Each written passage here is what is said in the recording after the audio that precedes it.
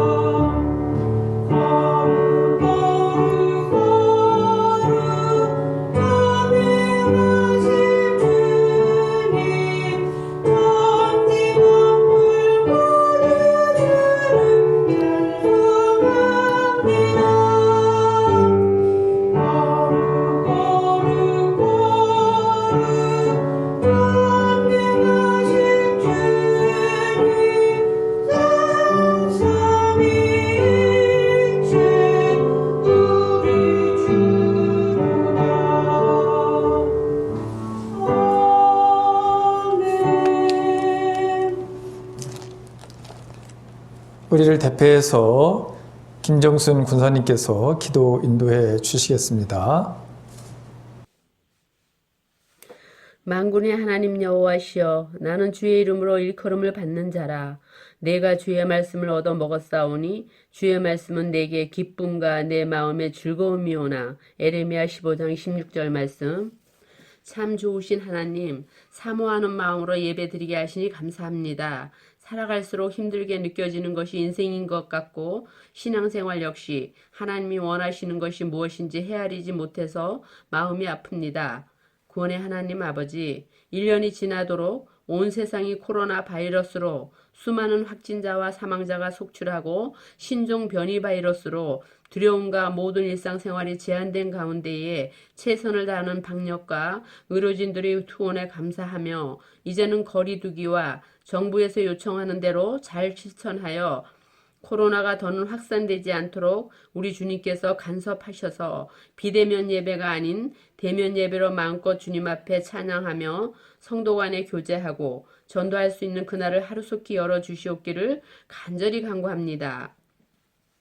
하나님의 영광을 위하는 것이라는 명분으로 과정은 어떠하든지 결과를 위해 이웃의 마음을 아프게 하고 약자를 보호하지 못했던 우리들의 관행들이 하나님의 마음을 아프게 한 일을 하는 것은 없는지 깊이 생각해 봅니다. 저희들이 죄를 깨닫게 하여 주시고 주님 앞에 고백하고 같은 잘못을 재범하지 않도록 우리들의 삶에 개혁이 있기를 원합니다. 선한 양심과 바른 도덕심, 거룩한 영성을 추구하여 생각이 행동이 되고 좋은 행동이 습관이 되어 크리스찬으로서 본이 되고 덕이 되는 삶을 살고 싶습니다. 우리가 험난하고 각박한 세상에서 남모르는 슬픔과 괴로움을 가지고 살다가 무거운 짐을 다 내려놓습니다. 이 시간 주님 받아주시고 상처난 영혼을 치료하여 주시옵소서. 우리는 주께서 기르시는 어린 양들입니다. 완악하고 강팍해서 때로는 길을 잃고 헤맬지라도 주님의 빛을 비춰주시고 실족하고 범죄했을 때에라도 즉시 깨닫고 회개하게 하여 주옵소서. 우리 가까운 교회가 성령 충만한 교회요, 사랑이 넘치는 교회요, 하나님 보시기에 아름다운 교회가 되게 하여 주시옵소서. 사랑의 하나님, 우리가 기도할 때 은총을 베푸시고 육신의 건강 주시기를 간구합니다. 질병으로 고통받는 우리 모두에게 성령의 불로 모든 병마를 소멸하시고 십자가의 보혈로 치료하여 주시옵소서. 이 시간도 주께서 귀히 쓰시는 이영길 목사님을 말씀의 대언자로 세워주심을 감사드립니다. 늘 성령과 지혜로 충만케 하셔서 생명의 말씀을 능력 있게 증거하게 하시고 듣는 우리들을 하나님의 말씀으로 받아 순종하게 하여 주시기를 원하옵나이다. 우리들이 다시 한 주간을 험난한 세상에서 살아갈 때에 주님께서 동행하여 주시며 순간순간마다 인도하시고 지도하시며 온 생애를 생명으로 채워 주시옵소서. 또한 넘어지지 아니하는 믿음의 뿌리가 되도록 역사하여 주시기를 원합니다.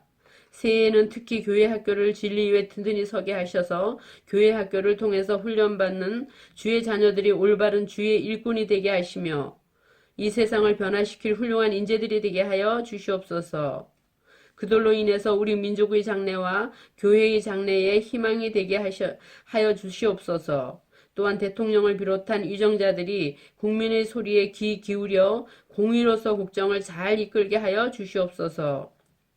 오늘도 어려운 가운데 예배를 위해서 묵묵히 준비하고 헌신하는 손길들 위해 주님께서 함께 하시어 주님의 사랑과 은혜를 갑절로 더하여 주시옵기를 원합니다. 모든 것 감사드리며 예수 그리스도 이름으로 간절히 기도합니다. 아멘.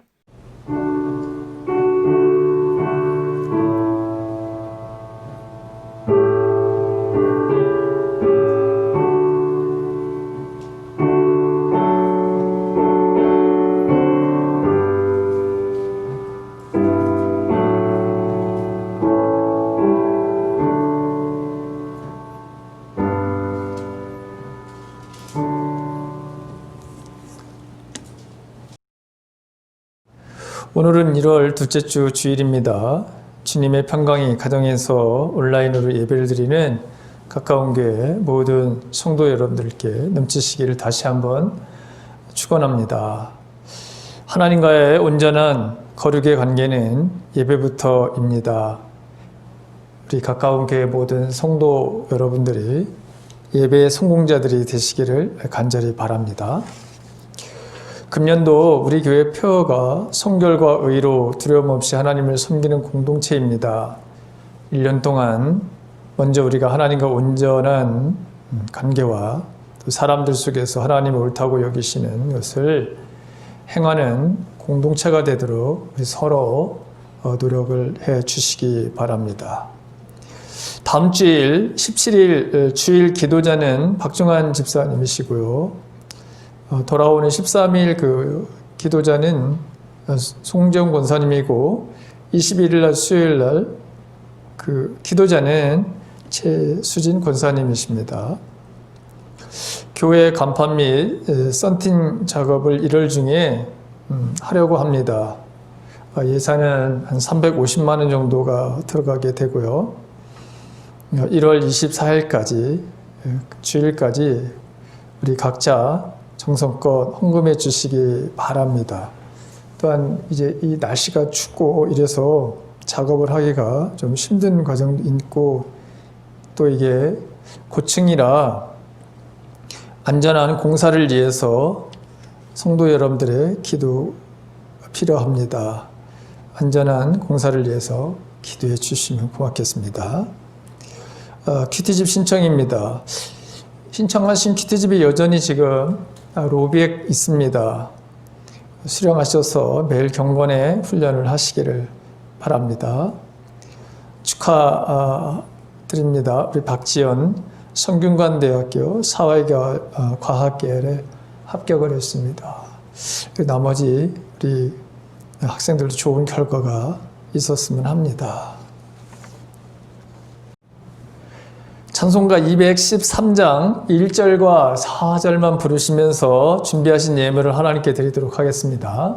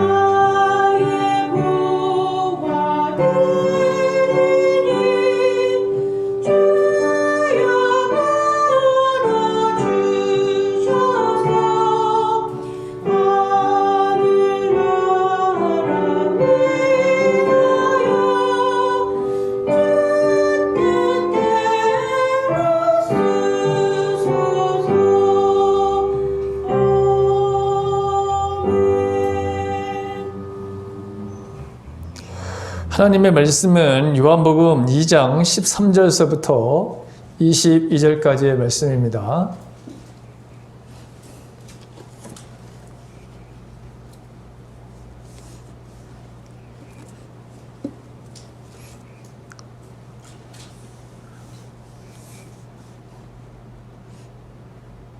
우리 한 절씩 전체 같이 하나님 말씀을 같이 봉독하도록 하겠습니다. 유대인의 유월절이 가까운지라 예수께서 예루살렘으로 올라가셨더니 성전 안에서 소와 양과 비둘기 파는 사람들과 돈 바꾸는 사람들이 앉아 있는 것을 보시고 노끈으로 채찍을 만드사 양이나 소들을 다 성전에서 내쫓으시고 돈 바꾸는 사람들의 돈을 쏟으시며 상을 엎으시고 비둘기 파는 사람들에게 이르시되 이것을 여기서 가져가라. 내 아버지의 집으로 장사하는 집을 만들지 말라 하시니 제자들이 성경 말씀에 주의 전을 사모하는 열심이 나를 삼키리라 한 것을 기억하더라. 이에 유대인들이 대답하여 예수께 말하기를 내가 이런 일을 행하니 무슨 표적을 우리에게 보이겠느냐. 예수께서 대답하여 이르시되 너희가 이 성전을 헐라 내가 사흘 동안에 일으키리라. 유대인들이 이르되 이 성전은 46년 동안 지었걸 내가 3일 동안에 일으키겠느냐 하더라. 그러나 예수는 성전된 자기 육체를 가리켜 말씀하신 것이라. 죽은 자 가운데서 살아나신 후에야 제자들이 이 말씀하신 것을 기억하고 성경과 예수께서 하신 말씀을 믿었더라. 아멘. 오늘도 하나님의 말씀이 여러분들에게 큰 위로와 축복의 말씀이 되기를 간절히 바랍니다. 성경에서 성전의 기원을 찾는다면 아브라함과 같은 믿음의 조상들이 쌓은 제단에서 찾을 수 있을 것입니다. 하나님께 예배를 그들이 제사를 드릴 때에는 특별한 그런 장소에서 특별한 제단을 쌓고 그 위에 번제를 드렸습니다. 그러나 성전에 보다 더 근원적인 기원을 찾는다면 모세를 통해서 하나님께서 말씀하신 것이 아닌가. 출애굽기에 보게 되면 하나님께서 이스라엘 백성들이 시내산에 이르렀을 때 하나님은 모세를 시내산으로 부르시고 그리고 그에게 율법을 주십니다. 그것뿐만이 아니라 성막의 그 모양을 말씀하시면서 그 식양대로 모양대로 성막을 만들라고 그렇게 말씀하시는 것을 보게 됩니다. 거기서 하나님께서 만나 주시겠다고 그렇게 말씀하시고 또 이스라엘 자손들에게 알려줘야 될 이 모든 것들을 먼저 모세에게 말씀하시겠다고 그렇게 하신 것을 보게 됩니다. 출애굽기 25장 21절과 22절에 있는 말씀은 그렇게 기록되어 있습니다. 자, 출애굽을 한 이스라엘은 약속의 땅에 들어가기 전에, 즉 정착하기 전이었기 때문에 하나님께서는 이스라엘 백성들에게 고정된 성전을 주신 것이 아니라 이동을 해야 되기 때문에 이동식인 바로 이 회막, 또 다른 말로 성막을 만들라고 하셨던 것을 보게 됩니다. 그런데 이스라엘이 이제 가나안 땅에 정착하고 난 다음에는 이동할 필요가 없었기 때문에 이들은 성전을 짓게 되죠. 그것이 바로 다윗에게 준비가 되어졌고, 그 다음에 그 아들 솔로몬이 정말 아주 멋있는 그리고 웅대한 하나님의 전이라고 하는 성전을 짓게 됩니다. 이후에 이 솔로몬 성전은 바벨론의 느부갓네살의 침략으로 파괴되고 유다가 바벨론에서 포로 생활을 하다가 다시 이들이 고향으로 돌아오게 됩니다. 스룹바벨에 의해서 예전에 지어진 그 솔로몬 성전보다 작게, 그렇지만 그것이 지어지게 되는 것을 보게 되죠. 근데 이 스룹바벨에 의해서 재건된 이 성전, 근데 이 성전은 헤롯 시대에 와가지고 헤롯에 의해서 증축이 됩니다. 예수님 시대에도 이 성전이 여러분 증축이 계속 되어져 갔던 것을 보게 됩니다. 자그마치 여러분 46년이라고 하는 긴 세월 동안 이 성전이 지어져 가고 있었던 것을 보게 되죠.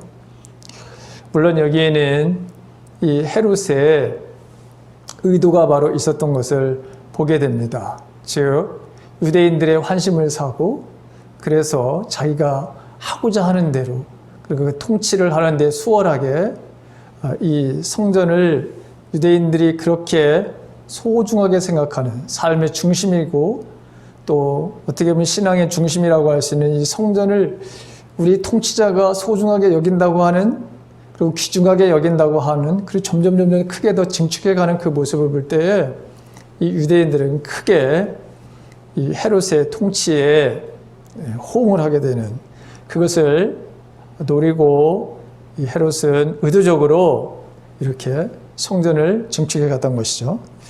자, 이처럼 구약 시대의 성전의 모습은 환경에 따라 변했지만 그럼에도 불구하고 이 성전은 언제나 이스라엘과 함께했고 이스라엘 사람들에게 즉 유다인들에게는 중심에 있었던 것을 보게 됩니다.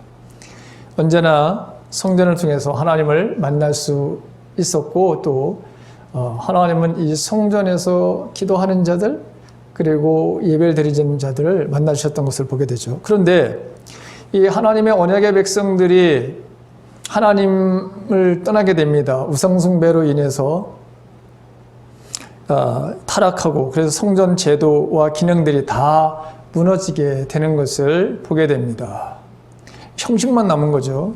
그 결과 사람들은 하나님에 대해서 온전하게 예배를 드리지 않는 것을 보게 되죠. 그리고 하나님을 두려워하지도 않습니다. 그러다 보니 하나님께서 선지자들을 통해 가지고 이 형식적으로 행해지는 성전의 이 제사, 오늘날 말하면 예배겠죠. 이 모든 것을 이제 드리는 것을 내가 원치 않는다, 질리셨다 이런 표현을 썼습니다. 그래서 제사를 드리지 말 것을 많은 예언자를 통해서 말씀하시는 것들을 보게 되죠. 오늘 본문에도 보게 되면 헤롯 대왕이 세운 이 성전에서 이렇게 지금 예배를 드릴, 즉 하나님 앞에 제사를 드릴 때에 온갖 이 동물들이 매매되는 그런 불의한 행동들을 계속해서 할 수 있었던 것을 보게 됩니다.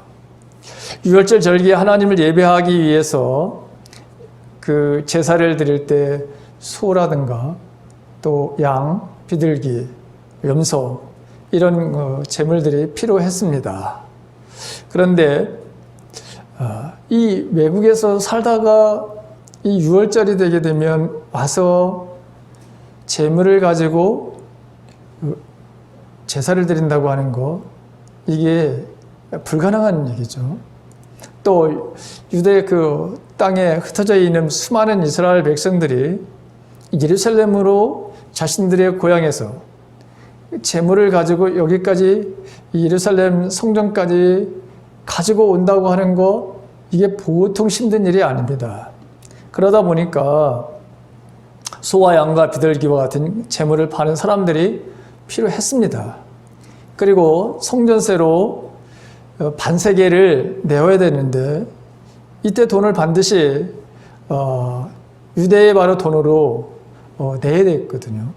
그렇기 때문에 환정상들도 필요했습니다. 근데 문제는 이러한 장사 행위가 성전 안에서 이루어지고 있다는 것이죠. 즉 성전 바깥들인 이방인들이 거기서 예배를 드리는 그 장소에서 지금 이 동물들이 또 환전하는 상인들이 여기에서 시장 바닥을 만들었다는 시장과 같이 그렇게 만들었다고 하는 것이죠. 장사하는 사람들의 행위 그 자체가 잘못된 것이 아니라 성전 안에서 불의를 저지르고 있었다고 한 것이죠. 원래 이 동물들을 매매하는 것이 성전하고는 먼 지역에서 이것이 행위가 이루어졌는데 점점 이 행위가 이제는 성전 안에 들어와서 이런 일이 벌어졌다고 하는 것이죠. 더 나아가서는 이 유대의 이 지도자들은 이 부당한 또한 이득을 취하고 있었습니다. 하나님을 섬긴다고 하는 이런 거룩함을 빙자해서 자신들의 탐욕을 채우고 있었던 것을 보게 됩니다. 그들은 자신의 탐욕을 채우는 데만 혈안이 되어 있었습니다. 이방인에 따라서 이런 장사행위라는 것은 사실 대제사장의 허락이 없이는 불가능한 것이었습니다. 주전 37년에 보게 되면 로마가 이스라엘을 점령하고 난 다음에 대제사장, 이 사람들은 돈을 주고 로마로부터 이 대제사장의 직을 샀습니다. 왜냐하면 아론 계열의 이 제사장들이 그 중에서 대제사장을 뽑을 수가 없었기 때문입니다. 즉 로마에서 임명을 했기 때문에 이제는 이 대제사장직이 매매가 됐던 것을 보게 됩니다. 그런데 그 매매하는 가운데 엄청난 돈이 오고 갔습니다. 엄청난 돈이 오고 갔으니 어떤 일이 벌어지게 될까요? 대제사장직을 돈으로 샀다면 그 다음에 행동은 뻔한 것입니다. 자신이 투자한 것만큼 그 이상의 것들을 얻으려고 그렇게 했겠죠. 그러니 불법과 또 횡포가 당연히 나타났던 것이죠. 그래서 그들이 돈을 벌기 위해서 이방인의 뜰에다가 성전에 필요한 재물들을 팔 수 있는 것을 허가해 주었다고 하는 것입니다. 그리고 자신들도 자기들의 사람들을 바로 따로 세워서 직접 팔기도 하고, 이런 과정에서 많은 불법과 횡포가 이루어지게 된 것입니다. 우리가 잘 알다시피 하나님께 드려질 소라든가 양이라든가 염소라든가 비둘기라든가 이런 재물들은 흠이 없어야 됩니다. 자, 근데 이 흠이 없는, 최종적으로 이걸 누가 판단을 합니까? 제사장들이 판단을 합니다. 자, 이 제사장들도 마찬가지로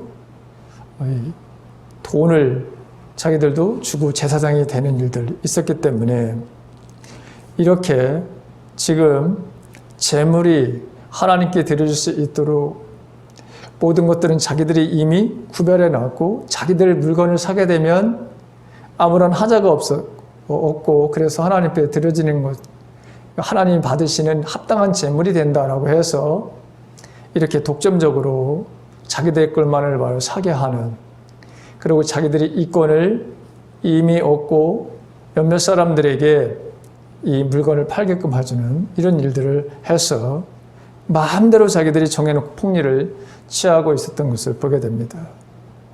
물론 환율을 무시하고 환전해줌으로 환전에서도 많은 폭리를 취하게 되었던 것이죠.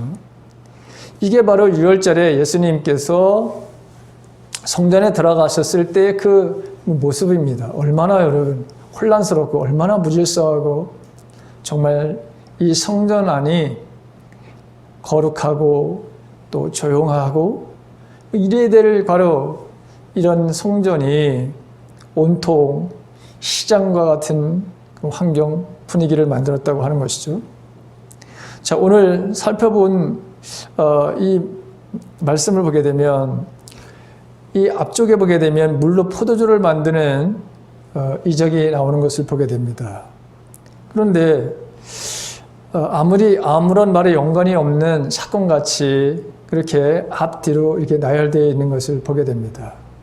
그러나 그 속을 우리가 자세하게 들여다보면 이 두 사건은 굉장히 연관성이 좀 있습니다. 물로 포도주를 만든 사건과 성전에서 장사꾼들을 몰아낸 사건이 서로 다르게 보일 수 있지만 매우 밀접한 그런 연관성이 있습니다. 사실 이 물로 포도주를 만들었다고 하는 이 말씀은 요한복음에만 나옵니다. 성전을 깨끗이 한 이 정화 사건도 요한복음에는 예수님이 사역을 하실 때 초창기에 나오는데 다른 복음서를 보게 되면 이게 다 마지막에 나온 것을 보게 됩니다. 예수님이 이제 십자가를 지시기에 마지막 죽음을 예감하고 예루살렘에 올라가셨을 때에 벌어진 그런 사건으로 그렇게 묘사를 하고 있는데 요한복음에는 특별히 이 사건을 독특하게 물로 포도주를 만든 그런 이적과 성전을 바로 정한 사건을 맨 앞에 두고 있는 것을 보게 됩니다. 요한이 이렇게 이 사건을 자기 어떤 의도대로 약간 의도성을 가지고 이 앞에다가 이렇게 놓았다고 그렇게 생각이 되어집니다. 그렇다면 왜 이 요한은 초반부에 이것을 넣었을까? 왜 포도주로 만든 이적 이후에 그리고 그 다음에 바로 주님의 이 성전 정결 예식을 하는 이 사건을 거기다 놓았을까요? 예수님은 유대인의 절기 중에 가장 중요한 절기인 유월절을 앞두고 예루살렘으로 올라가셨죠. 그런데 성전 안에 이미 당신이 알고 있는 그대로 지금 거기에 난장판이 되어져 있었습니다. 예수님은 이것을 보자마자 분노가 일어나셨습니다. 그래서 노끈으로 채찍을 만들어서 수와 양을 성전에서 내쫓고 돈 바꾸는 사람들이 돈을 쏟아버리시고 상을 뒤엎었습니다. 그리고 내 아버지 집으로 장사하는 집을 만들지 말라고 그렇게 말씀하시는 것을 보게 됩니다. 예수님은 도대체 왜 그러셨을까? 왜 이런 일을 예수님이 하셨을까? 예수님이 장사꾼들을 몰아낸 것은 성전의 거룩함, 또 신성함을 해치는 것이 싫어서 그렇게 이런 행동을 하셨을까? 아니면 하나님께 제사하는 것을 이용해서 부당한 이익을 얻는 이 지금 지도자들에 대한 분개의 마음을 가지셔서 그리고 가난한 사람들, 연약한 사람들을 세상 말로 등쳐먹는 이 종교 지도자들을 이거를 고치기 위해서 아니면 그들에게 대한 대변을 좀 해주려고, 약자에 대한 대변을 하려고 이런 일을 하셨을까? 아니면 타락하고 부패한 성전 체제를 개혁하기 위해서 이렇게 지금 주님이 이런 행동을 하셨을까? 자, 이것은 일정 부분 맞기도 하지만 그러나 이것보다 더 훨씬 중요하고 근원적인 진리를 말씀하시기 위해서였습니다. 타락하고 부패한 성전 체제를 개혁하는 정도가 아니라 유대인들의 삶의 중심이었고 또 그들의 삶의 전부라고 할 수 있는 그런 성전 그 체제를 완전히 무너뜨리시는 그런 사건이었습니다. 다른 말로 말하면, 좀 어려운 말로 말하면 하나님의 구속의 사건, 이 구속사적인 바로 이 일들을 지금 완전히 바꾸시는 하나님의 이 계획을 주님이 지금 하고 계시다고 하는 것이죠. 예수님이 이스라엘의 성전 체제를 허물고 새로운 성전 체제를 세우는 분이라고 하는 그런 정말 그 당시에는 받아들이기 힘든 그런 혁명적인 진실을 말씀하시기 위해서, 알려주시기 위해서, 깨닫게 하기 위해서 이런 바로 행동을 하셨던 것을 보게 됩니다. 왜냐하면 이후에 이어지는 유대인들과의 논쟁을 보게 되면 우리가 그것을 알 수 있습니다.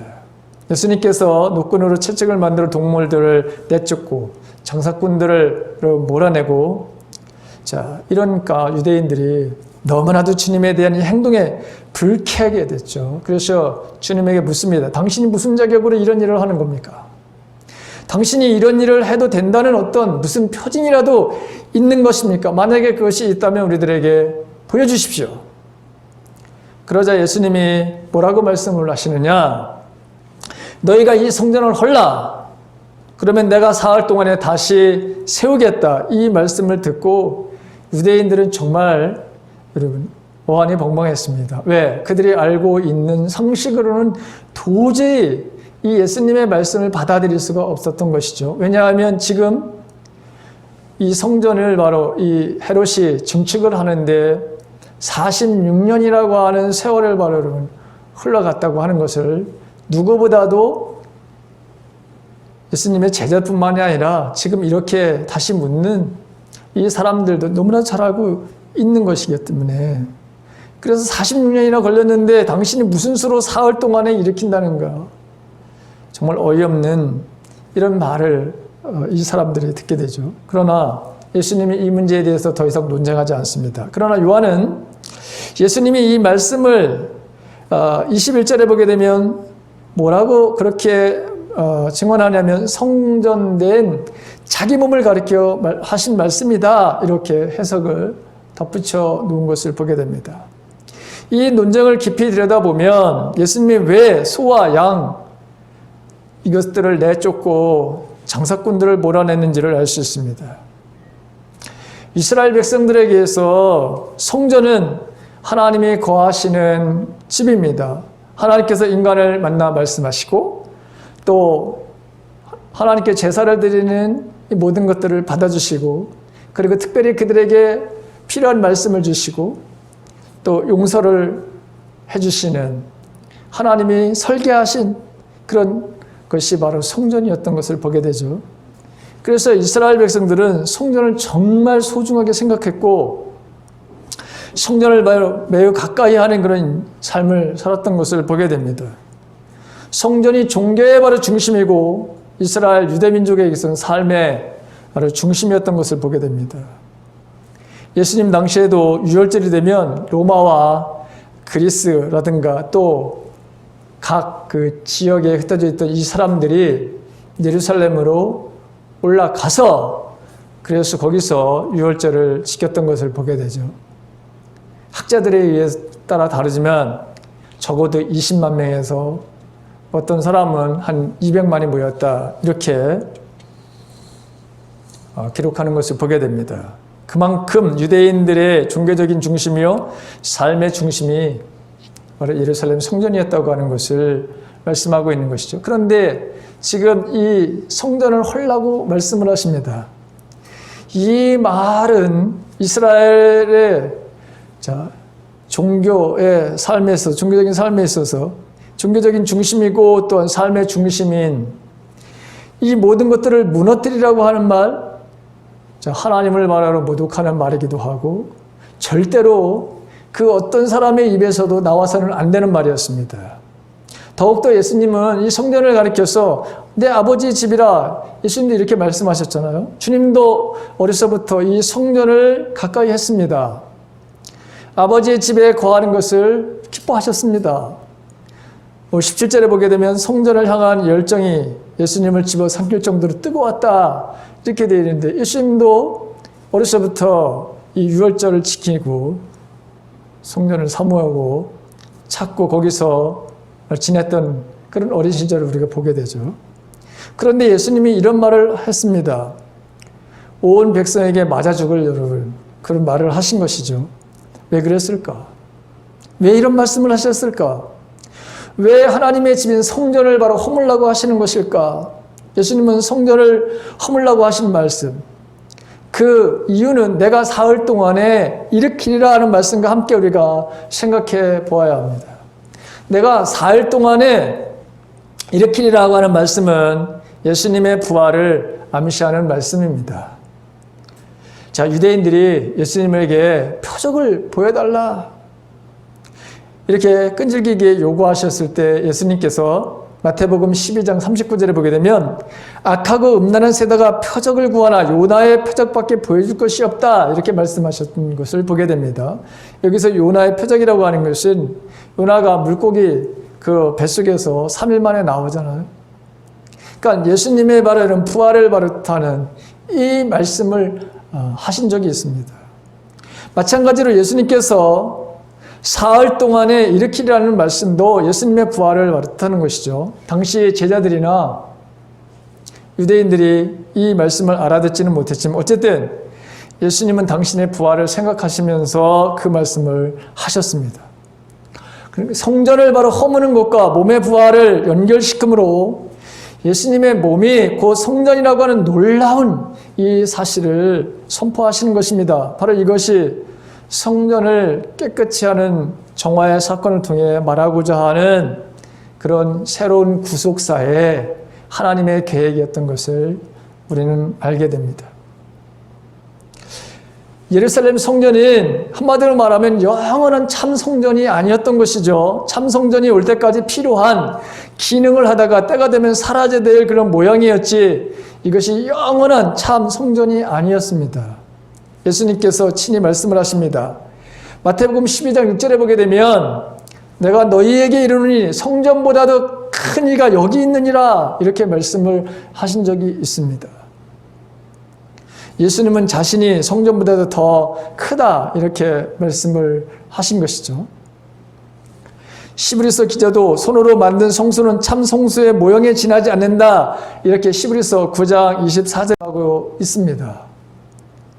바울도 좀 더 상세하게 예수님은 창세 이전부터 구원자로 예정되셨고 참된 제물로 이 세상에 올 것이고 십자가의 죽음으로써 온 인류의 속죄 제물이 될 것이고 3일 만에 부활하심으로써 참 성전이 될 것이고 누구든지 예수라는 성전으로 들어가기만 하면 모든 죄를 용서받고 하나님과 막힘없는 교제를 나눌 수 있도록 그렇게 예정되었다. 이 말씀을 에베소서 1장 3절서부터 10절에 걸쳐서 아주 자세하게 선포하고 있는 것을 보게 됩니다. 이것이 하나님의 위대한 바로 구원의 바로 계획이었던 것이죠. 예수님은 이런 하나님의 위대한 그런 구원 계획 속에서 예정된 참된 속죄물이요 참된 성전이셨던 것입니다. 그러나 예수님이 오시기 전까지는 예수님의 역할을 대신할 무언가가 필요했습니다. 그래서 모세에게 하나님은 성막을 지으라고 명령하셨고 거기에 필요한 제사법을 명하셨고 유대인들은 하나님의 명령을 따라 그리고 또 성전도 지었고 그리고 제사를 드렸습니다. 성전에 가서 소나 양이나 비둘기를 잡아 제사를 여전히 드렸고 그렇게 제사를 드림으로써 자신들의 죄의 용서를 받고 하나님과의 온전한 그런 관계를 회복하게 되었던 것이죠. 그러나 때가 되어서 예수님이 이 땅에 오셨고 참 성전이요 참 속죄제물이신 예수님이 오셔서 이제는 더 이상 성전이 있을 필요가 없는 시대가 되었습니다. 소나 양이나 비둘기로 제사를 드릴 필요가 없었던 것이죠. 실체가 오면 모양은 사라지게 되어 있습니다. 바로 이런 맥락에서 예수님이 성전을 헐라 이렇게 말씀하신 것입니다. 이 진실을 선포하기 위해서 성전에서 동물들을 바로 내쫓고 장사꾼들을 몰아내셨던 것이죠. 이 사건이 말하는 진짜 메시지는 예수님이 성전을 헐고 다시 세우는 분이라는 것입니다. 참 재물이시고 참 성전이신 예수님이 왔으니 더 이상 소나 양이나 비둘기 같은 재물이 필요 없다는 것이죠. 46년에 걸쳐 지은 웅장한 성전도 필요 없다. 지금까지 이스라엘 백성들을 지배한 것은 예루살렘 바로 성전의 체제였습니다. 자, 그런데 이 예수님이라고 하는, 예수라고 하는 새로운 성전 체제가 시작되는 것이, 이것이 이 사건의 진짜 메시지입니다. 성전을 깨끗이 정화한 사건을 이렇게 이해하게 되면 요한이 왜 물을 가지고 포도주로 만든 이적 뒤에 이 사건을 배열하게 됐는지 우리가 비로소 조금 이해가 되는 것이죠. 가나안 혼인잔치에서 물을 포도주로 만든 이적이 말하는 게 여러분 뭡니까? 물론 여기에는 그 난처한 것을 지금 포도주가 떨어져서 잔치가 지금 난처하게 될 것에 대한 그런 그 의미도 분명히 있습니다. 그런데 예수와 함께 새로운 구원의 시대가 열렸다고 하는 것, 하나님의 구원의 역사에 본질적인 변화가 시작되었다고 하는 것, 그리고 예수와 함께 새롭게 열리는 구원의 시대는 이전 시대와 근본적으로 다르다고 하는 것을 말씀하려고 하는 것입니다. 여러분, 물과 포도주는 다른 것입니다. 완전히 다른 것이죠. 여러분 구체적으로 나아가면 소와 양과 염소, 비둘기 같은 제물로 구원하는 시대는 가고 이제는 하나님의 아들을 믿는 그 믿음으로 구원을 여는 구원의 시대가 바로 열렸다고 하는 것이죠. 육체의 할례를 받는 시대가 가고 이제는 마음의 할례를 받는 그런 시대가 열렸다고 하는 그런 뜻이기도 합니다. 돌에 바로 새긴 율법의 시대는 가고 이제 예수님이 새롭게 성령과 함께하는 은혜의 시대가 열렸다. 이스라엘 민족만이 아니라 열방 모든 민족들의 구원이 열리는 은혜의 시대가 열렸다고 하는 그런 의미입니다. 모형과 그림자의 시대는 가고 실제의 바로 시대가 열렸다고 하는 이런 말씀이기도 하죠. 자, 물을 포도주로 만든 사건은 예수와 함께 시작된 새로운 구원의 시대에 초점을 맞춰 말씀하신 것이고, 성전을 깨끗하게 정화하는 사건은 예수님으로 인해서 구약의 이 성전 체제가 이제는 무너졌다고 하는 것에 초점을 맞춰서 말씀하신 것입니다. 이처럼 서로 다른 각도에서 하나의 진실을 지금 말씀하는 것이죠.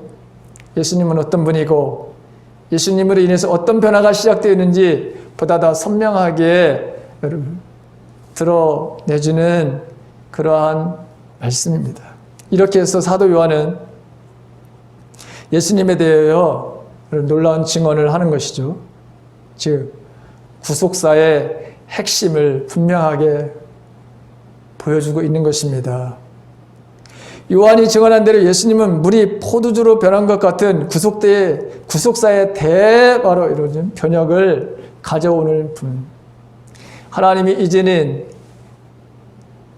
이 성전이라고 하는 것을 통해서 구원의 역사를 이뤄가시는 것이 아니라 예수님을 통해서 구원의 역사를 이뤄가실 거라고 하는 이것을 보여주는. 그래서 예수님은 많은 선지자 중에 한 사람이 아니라 약속하시고 그리고 보내주실 구원자이시라고 하는 것. 구약의 성전 체제를 무너뜨리고 완성하는 새로운 성전 체제의 바로 주인공이시라고 하는 것을 요한을 통해서 증언하고 계시는 것입니다. 그 예수님은 참된 성전의 역할을 할 뿐이라고 하는 것이죠.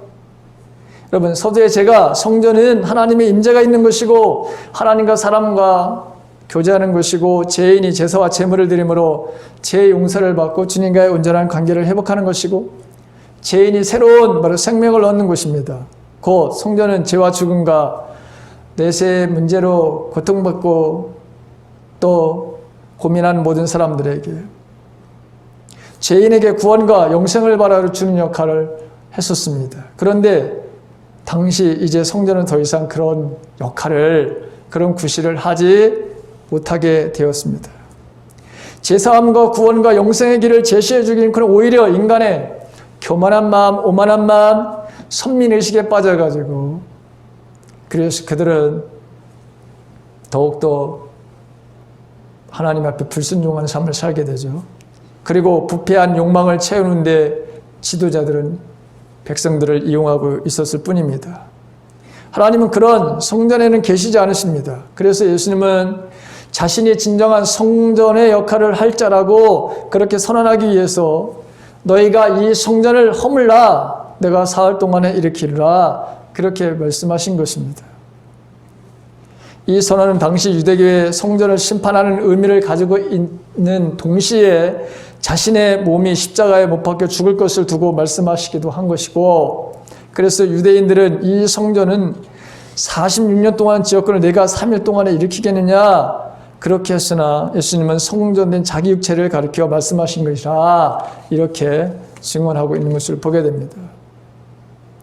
주님께서 새 성전으로 이 시대를 바로 세우는 방식은 바로 죽으심과 부활이라고 하는 방법입니다. 주님께서 옛 성전을 허시고 새 성전을 지으시는 분으로 오늘 말씀에 나타나는데, 주님은 옛 성전이 허물어지는 것을, 자신의 육신이 죽는 것에, 또 새 성전이 바로 세워지는 것을 3일 만에 부활하시는 것으로 말씀하고 있습니다. 주님은 자신의 육체가 죽으시는 일을 통해 옛 성전 시대가 끝나는 것을 보여주고 자신이 살아나는 것을 통해서 새 성전 시대가 열리는 것을 보여주셨습니다.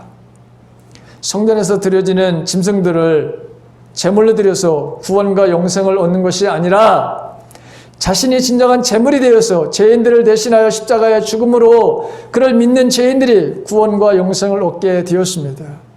히브리서 9장 11절에서부터 12절에 나오는 말씀,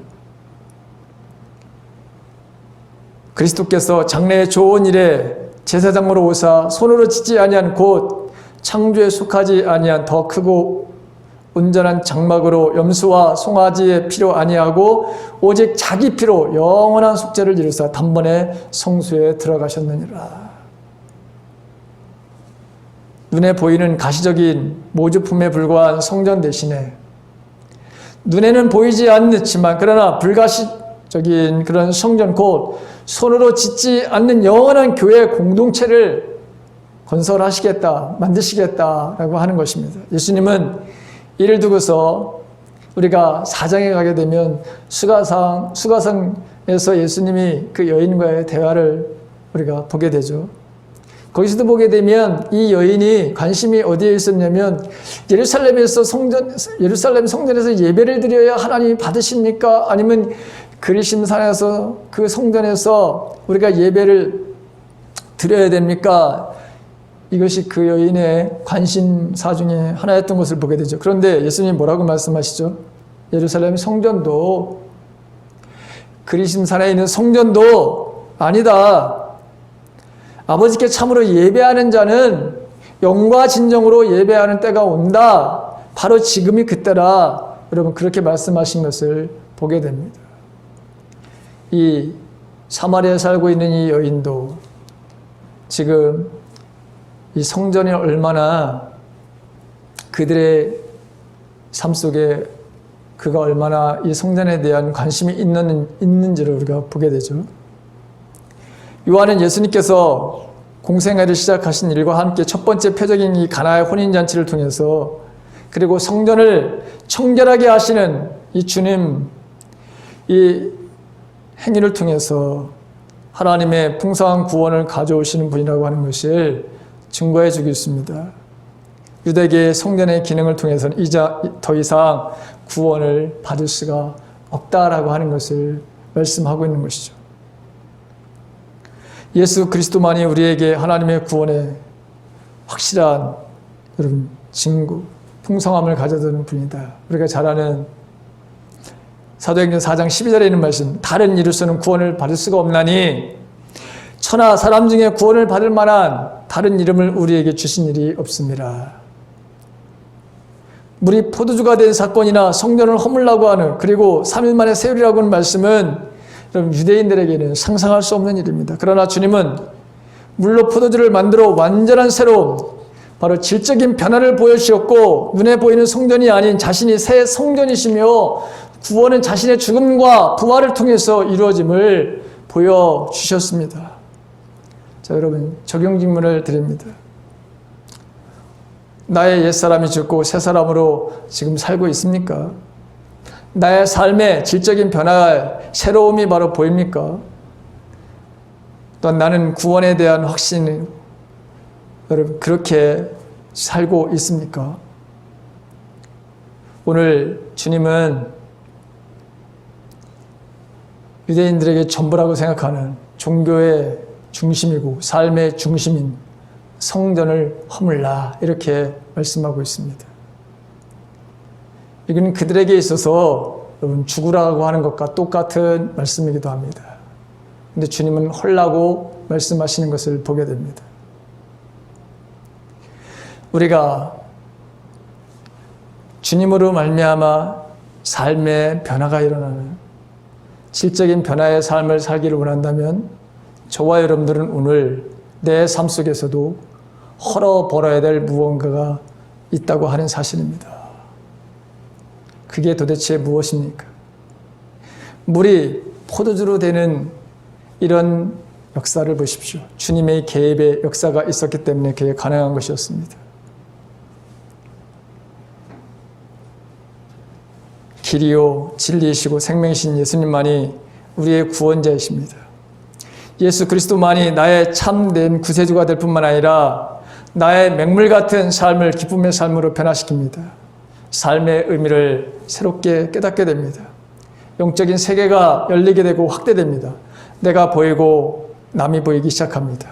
차원이 다른 생각과 마음을 갖게 되고 행동하게 됩니다. 제자들의 삶을 보십시오. 예수를 만났던 사람들의 삶의 모습을 보십시오. 그들은 예수로 인해서 삶에 완전히 질적인 변화가 일어났습니다. 그리고 예수만 통해서 그들은 영생을 얻었습니다. 제자의 삶, 예수를 만났던 삶의 모습이 여러분 저와 여러분들의 삶이 되었으면 합니다. 2021년 나의 삶을 변화시켜 주신, 그리고 나를 만나 주시고 내가 이 세상을 살면서 두려움이 아니라 당당함으로, 확신과 담대함으로 나의 생명이 되어 주시고 내 새 성전이신 주님, 그 주님 안에서 저와 여러분들이 거룩과 의로 두려움 없이 예배하는 삶을 살아내는 2021년이 되시기를 주님의 이름으로 간절히 축원합니다.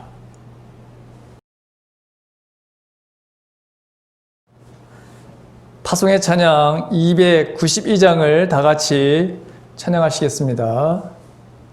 그 위한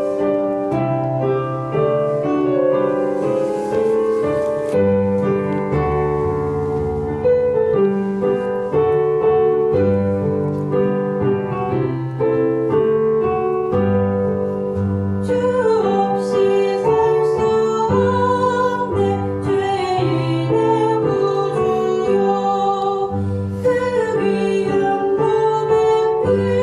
피로